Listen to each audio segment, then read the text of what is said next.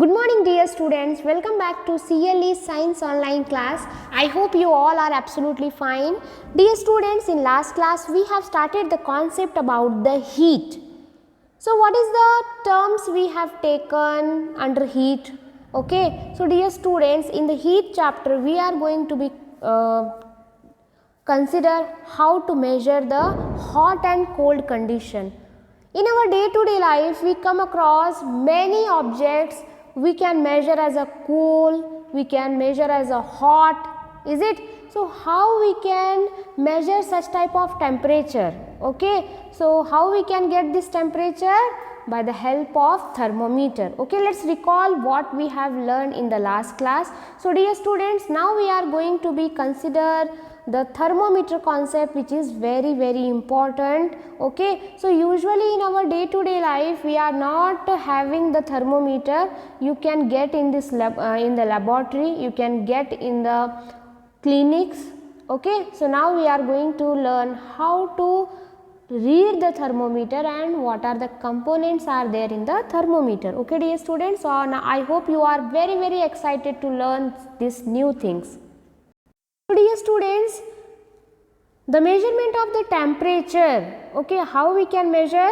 It's measured by the thermometer, okay. So you can see here how it is the measurement has shown in the form of 32 degrees Celsius, whereas the 98.6 degrees Celsius, Fahrenheit.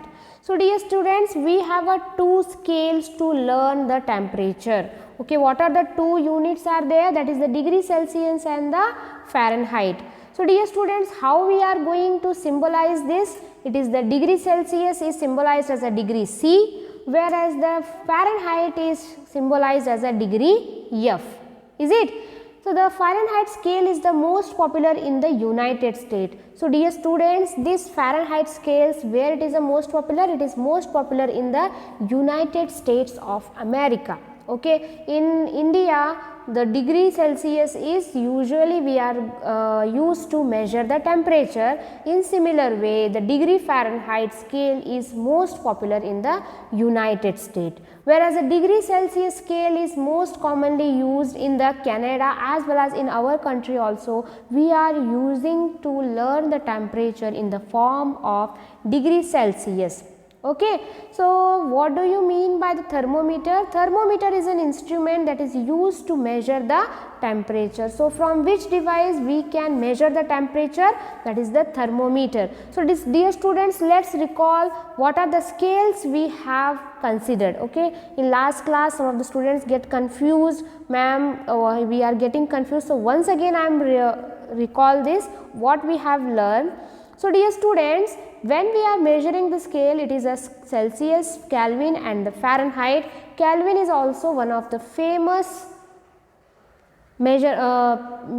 unit to measure the temperature. So when we are going to consider the Celsius, and if we are relate with the Kelvin, then it is when we want to find out the degree Celsius, then we have to consider as a Kelvin minus 273.15. If suppose the temperature of water is 0 degrees Celsius, okay, it is a melting point, then you have to be considered as a 0 degrees Celsius minus 273 degree Fahrenheit. So now tell me what is the melting point, freezing point of the water? That is nothing but the minus 273. In similar way, if suppose the melting point, or you can say boiling point of water is around 100 degrees Celsius, okay, and you want to convert into Kelvin, then what you have to do? You have to add here 273. Then what is the melting point of water? It is 373 Kelvin.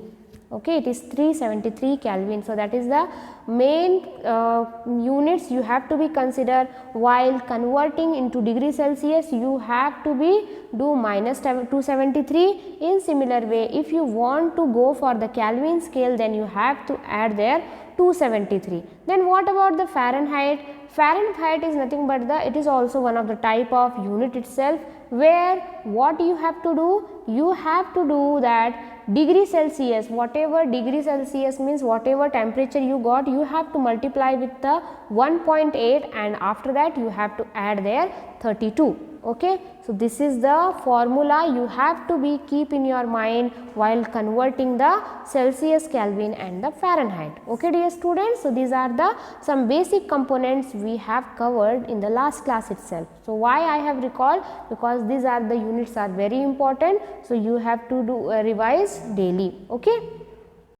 Students, let us discuss about the clinical thermometer. So, thermometer already we have discussed, it is the device that measure the temperature, and here when we are starting to learn about the clinical thermometer, this is having the a long glass tube, narrow glass tube. Okay. So, we are going to consider what are the components are there, what are the conventional thermometers have components, which type of elements are there, we are going to learn one by one.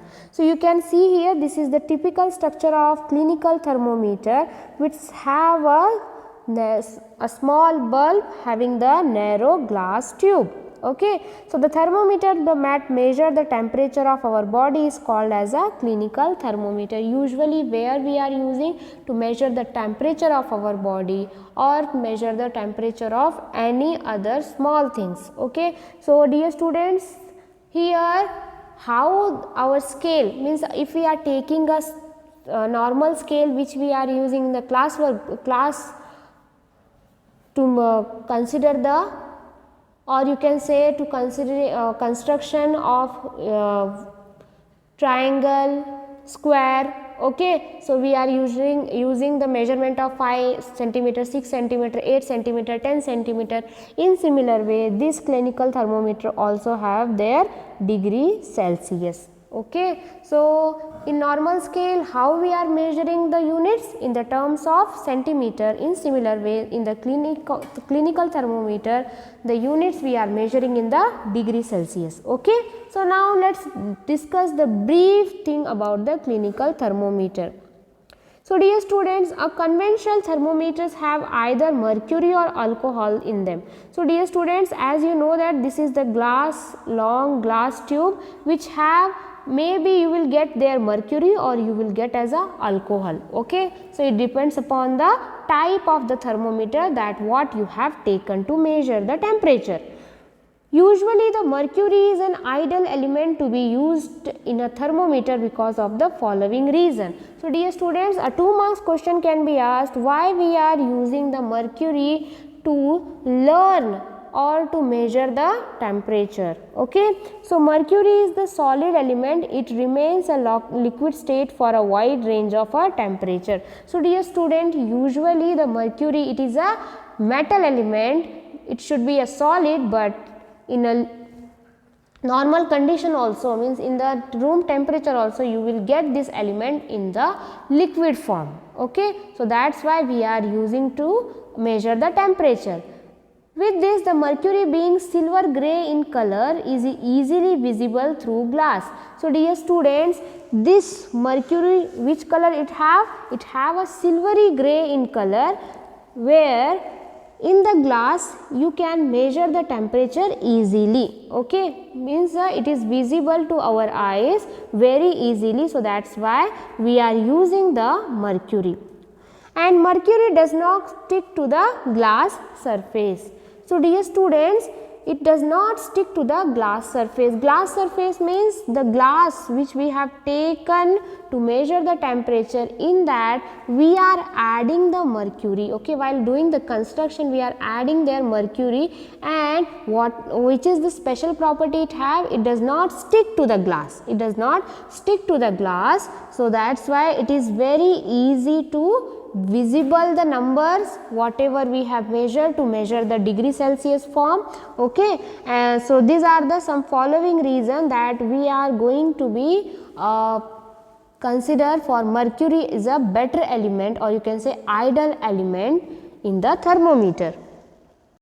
So, dear students, here we have learned about the thermometer and as well as the temperature concept. In next class we are going to learn how to read a thermometer and what are the another types of thermometers are available in our laboratory. Okay dear students, so let's meet in the next class with the next concept. Have a good day. Bye bye.